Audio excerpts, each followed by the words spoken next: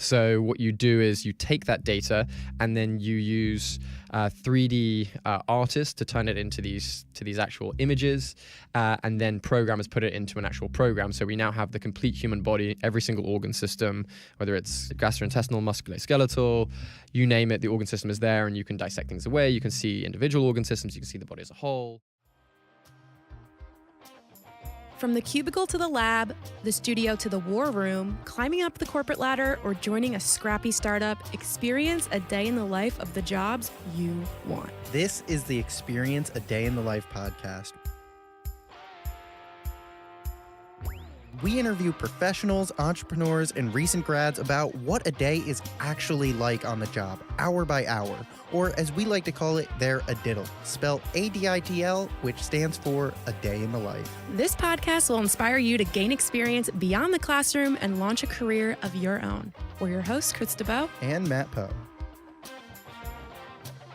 Welcome to part one in the two-part Pivot in Practice series. In this episode, we're going to experience a day in the life, hour by hour, of Dr. Tom Flaherty, the medical director at BioDigital, so you can decide if this is a career you can see yourself doing. BioDigital is a biomedical visualization company, which basically means it's the Google Earth of the human body. Dr. Flaherty works with the science team at the company to make sure their content is medically accurate. Let's get right into the day.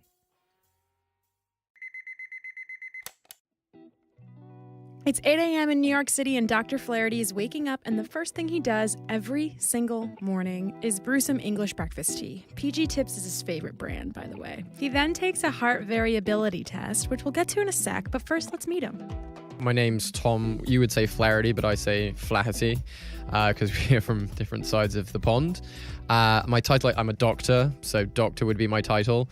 I am medical director of BioDigital, which is a medical, how do I say, Google Earth for the human body? Should we just say that in a nutshell? So we're in the sort of medical tech area. But BioDigital started, over 15 years ago. The founders started it. They were originally consultants. And what happened was there was this project called the Visible Human Project that was a couple of decades ago, whereby a man and a woman were MRI'd, relatively average man and a woman, and that data was the MRI data, so magnetic resonance imaging. This data was made publicly available. And they also did these cryosection, which is when you freeze the body and you do these 1 millimeter slices. So from that, you get a very, very accurate depiction of the human body. And this data set was available. So people like BioDigital used this data set. Well, people used it for lots of different things, but BioDigital turned it into a virtual human. So what you do is you take that data and then you use 3D artists to turn it into these actual images, and then programmers put it into an actual program. So we now have the complete human body, every single organ system, whether it's gastrointestinal, musculoskeletal, you name it, the organ system is there, and you can dissect things away. You can see individual organ systems, you can see the body as a whole.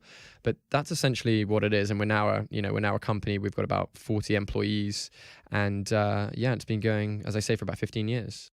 Since BioDigital's mission is to educate people about the human body, BioDigital is a device-agnostic platform that can be used by anyone and everyone, from students like you to enterprise clients like pharmaceutical and medical device companies to medical schools and universities. Check it out for yourself at biodigital.com. Back to his morning routine. Wait. So I need to go back here. You take your tea bag out of the tea? Oh, absolutely. You don't drink the tea with the tea bag in there? In my country, that is a crime. Whoa. You're doing it wrong. Culture shock here. No, yeah, that's one of the things I noticed that you guys do here. Is you leave the tea bag in. Time, yeah. When I see that, I'm just like, oh my goodness, what is going on? These Americans. And then this is so geeky. What I do next, I take my heart rate variability. So that's the way of, you tell your heart when it beats not like a metronome typically. The more variable it is from beat to beat, that means that you're more well rested. And this helps with me in terms of training because I do triathlon. And if your heartbeat is varied, beat to beat variability, then you're well rested and you can do a stronger or harder workout later on in the day. Then I get dressed, brush my teeth, head to the office, and I don't actually eat breakfast right away.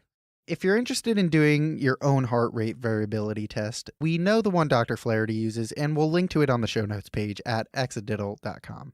It's now 8:28 precisely, and Tom walks over to his office, which is literally 2 minutes away. So he's in the office by 8:30. First things first, he's linking up with Allie, who works on creative content and marketing for BioDigital. They're recording 2 Dr. Tom Talks videos this morning. What is atrial fibrillation in 60 seconds? What is ventricular fibrillation in 60 seconds? What is carpal tunnel syndrome? What is breast cancer?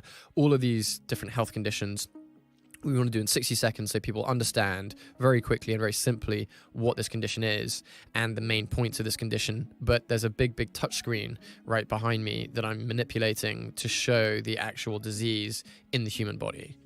And it's 3D and interactive, and it's our stuff. So obviously, for us, we want people to learn about the human body, but also we want to promote our product, and you're killing 2 birds with 1 stone doing that. His experience as a medical producer for the Dr. Oz show helped him with producing medical content in a way that lay people can understand.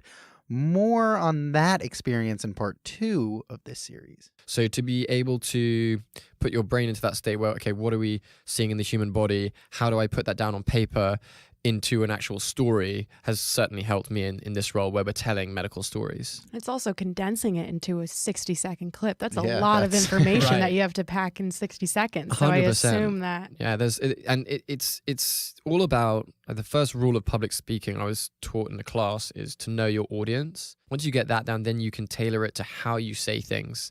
But you're right, 60 seconds is a short amount of time given that the human body is the most complex thing probably on the planet. So now it's 9:30, you're checking emails, you're checking your calendar, and you're making a checklist. Terribly boring admin stuff, but I think that everyone has to do that. Get in, check the emails that you've got, work out what you've got to do for the rest of the day to sort of organize yourself, psych yourself up. He uses Google Calendar and Asana to keep himself organized, but nothing to him beats the feeling of physically crossing off an old-fashioned written to-do list. Now it's 10:30, and the next order of business for the day is a meeting with the science and content teams at BioDigital. So there's really 3 groups, I'll say 4 groups of people at BioDigital. So there's the science team that I'm on, and we make sure the stuff is medically accurate. We liaise a lot with the clients and the science side. We have the people who actually do the drawings in that, they're medical illustrators still on the science side.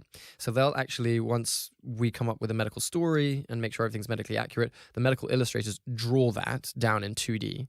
They then pass it off to another department, which is not science, but it's still under the umbrella of content, which is what we're under the umbrella of. And these people are 3D animators who will put this stuff into actual 3D versions of the 2D images.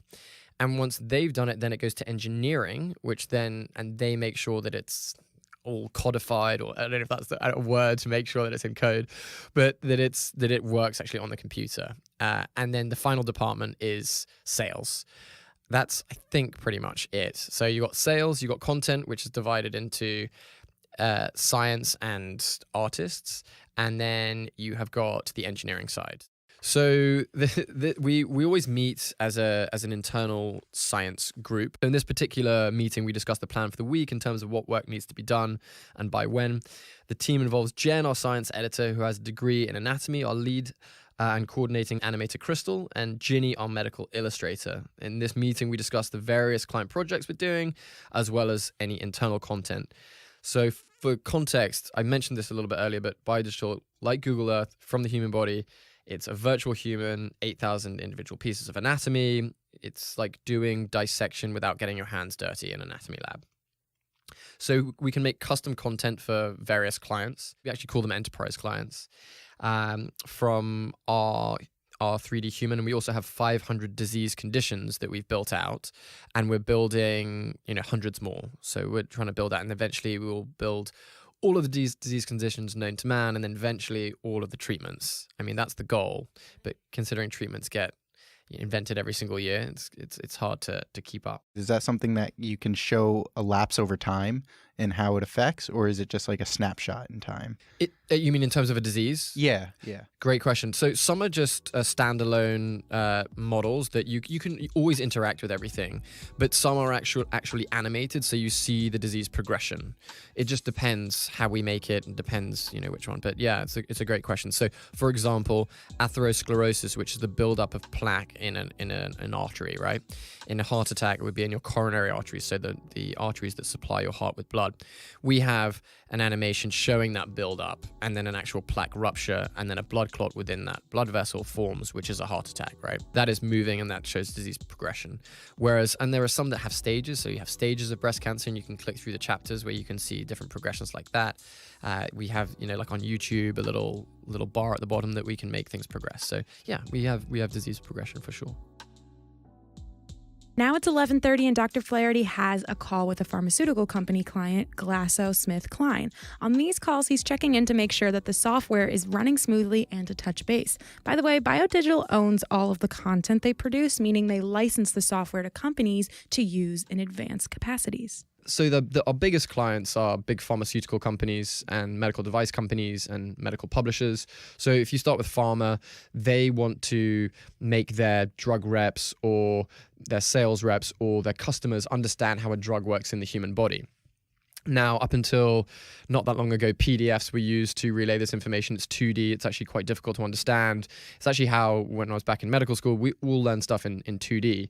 But if you teach someone in 3D and interactive technology, they can learn things more quickly and more efficiently and more proficiently. So overall, they end up saving money by using our technology. And so that's sort of pharma, and same goes for device companies. And what about like the risks and side effects of drugs? Do you ever dabble into that when you're creating this, or? We can. It's more dictated by the client. If they want us to show the side effects and so on, we can show that. But it's not something that we would specifically just do ourselves without being asked for it. Now it's noon and Dr. Flaherty walks home to have lunch. It's a good time for him to recharge his batteries. He's back by 12:15, and at 1 p.m. he's reviewing AstraZeneca's heart failure production guide. First of all, what is AstraZeneca? Another pharmaceutical company. I'm sorry, it's another one. They got so much money, though. They do. They really do. They do. I can imagine. That's why they call them Big Pharma. Yeah, Big Pharma. And then can you just describe what a production guide is? Absolutely. A production guide is a document whereby there are images and written notes to hand off to the 3D animator, who will turn those 2D images into a 3D object, or several objects in a medical story. And so what's your review process then when you're looking at these? So when I look at them, there's obvious things that I'll know. If I'm looking at the heart, I'm just making sure that things are labeled correctly and so on and so forth.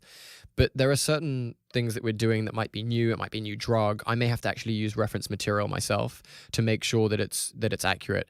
And it's always good to, when you're referencing something, unless it's a new drug and you don't have that much information on it, to use 3 different reliable sources, and we document those sources to make sure that everything's accurate. How much of your day is consumed by just reading? It seems like a lot. Yeah, it is quite a lot. I like reading. I'm lucky. I can't put a percentage on it, but in terms of the workday, I would actually say less than half, but maybe around the 50% mark.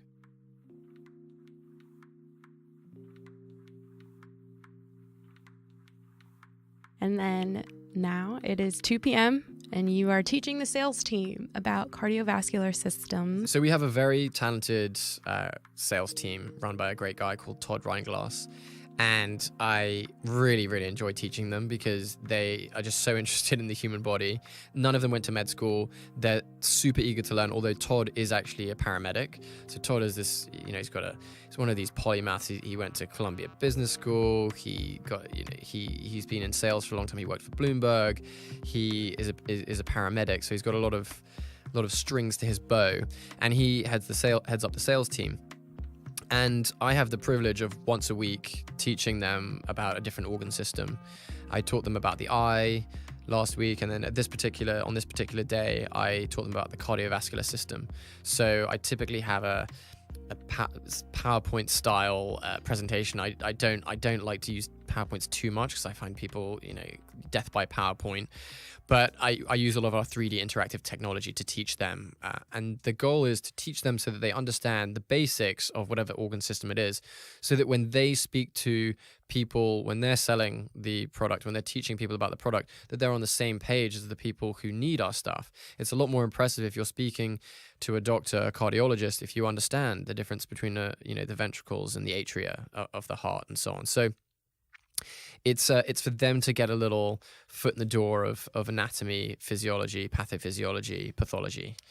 So what should have been the main takeaway that the sales team, if they couldn't remember anything else from what you taught, what was like the main takeaway you would say? For this one, I think with these days, you do a lot of procedures are done through catheters, as opposed to back in the day, if you had a heart attack, they would open up your chest and they would do a CABG, coronary artery bypass graft. They'd take a vein or an artery and then bypass your regular coronary arteries. Now they're doing a lot of these procedures, stent procedures. You've probably heard of them.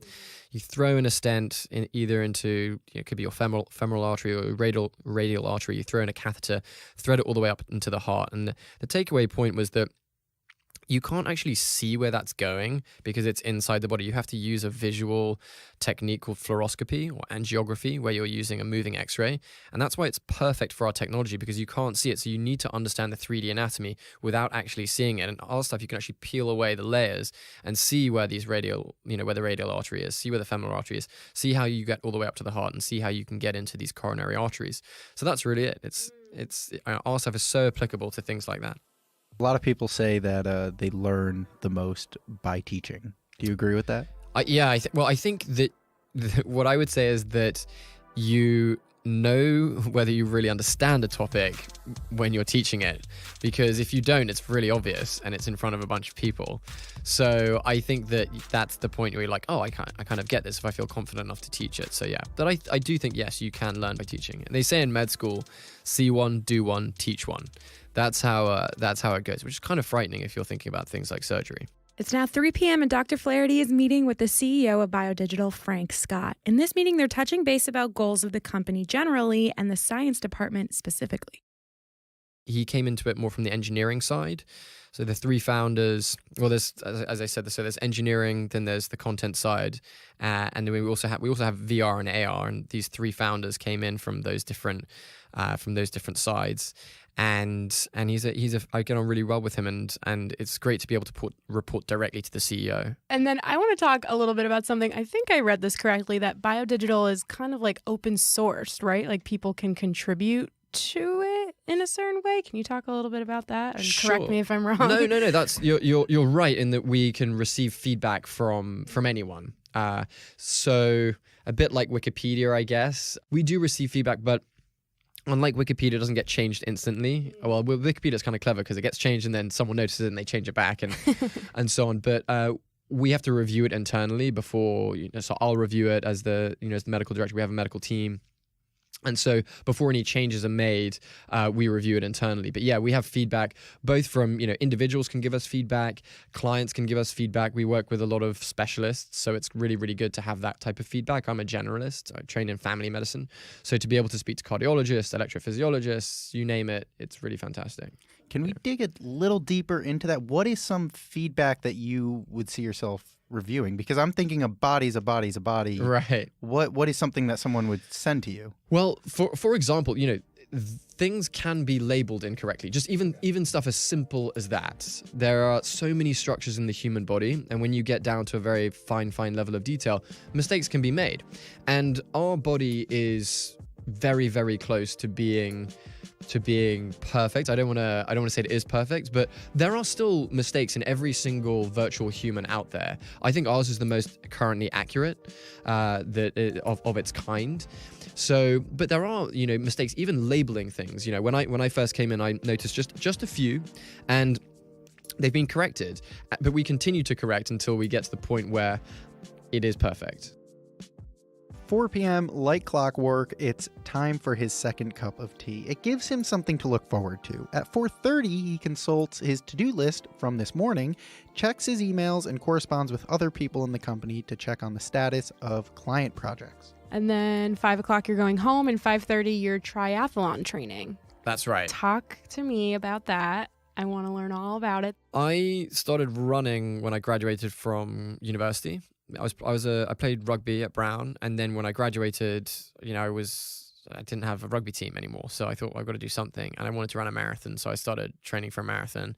Did a marathon in 2008 or 2009 with my dad, and got the running bug. And then I ran until about 2013, and I sort of achieved my marathon running goal. Everyone always wants to get under 3 hours. It's like, I got to get under 3 hours.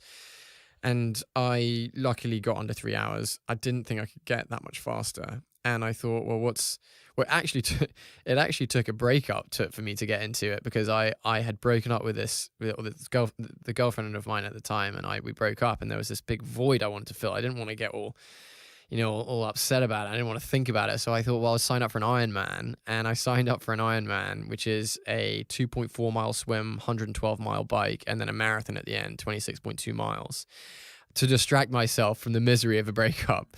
And I was already decent at running. I grew up in Hong Kong, so I did a lot of swimming. And then I bought a bike, and I think I trained for about 6 months or something like that. And I did this Ironman in a Spanish island called Lanzarote, which is one of the Canary Islands off the west coast of Morocco. And I didn't realize no one can really decide, but that one, some people say, is the hardest Ironman in the world, along with Kona. Kona is the one in Hawaii, the big one in Hawaii. And so it was brutal, and I didn't get a very good time. I think it was like 14 or 15 hours, but I did get hooked from that moment into triathlon. And it was brutal at the time. It's what I have a coach now, and my coach calls type 2 fun, in that it's not fun in the moment, but it's fun afterwards.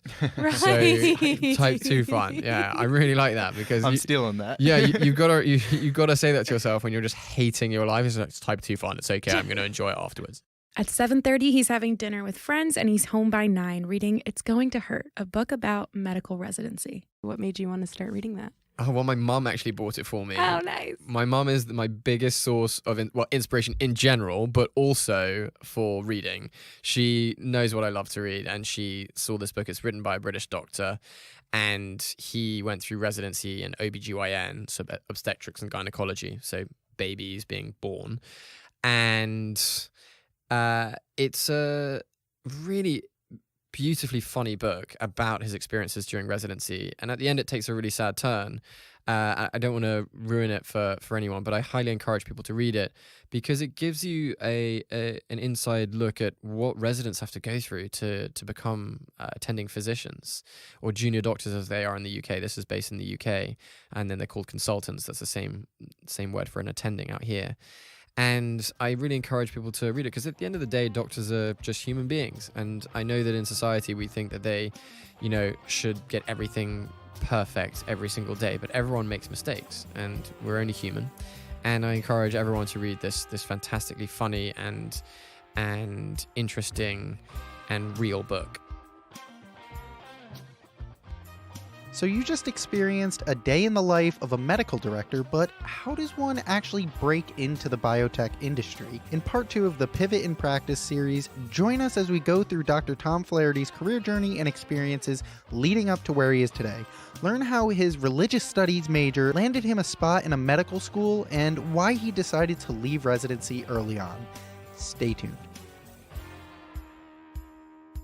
At Experience a Day in the Life, we're building an online library of content all focused on a diddle, or a day in the life of different jobs and professions across the world in all different industries. So if you want to share your adiddle, you can do so at xadiddle.com/share-my-adiddle. That's xadiddle.com/share-my-adiddle. Thanks for listening. Head over to xadiddle.com. That's xaditl.com. There you can find the show notes for this series and more A Day in the Life articles. And you can get to know us and our guests more by joining our communities on social media. Follow at xadiddle on Instagram and on LinkedIn by searching for Krista Bowe and Matt with 1T Poe. If you learned something in this episode, please take some time to help our mission by leaving a positive rating and review of the show. Each week, we bring you a new interview series with guests from different jobs and different industries. In each series, we'll live a specific day in the life, hour by hour, and experience their career journey. So don't forget to subscribe.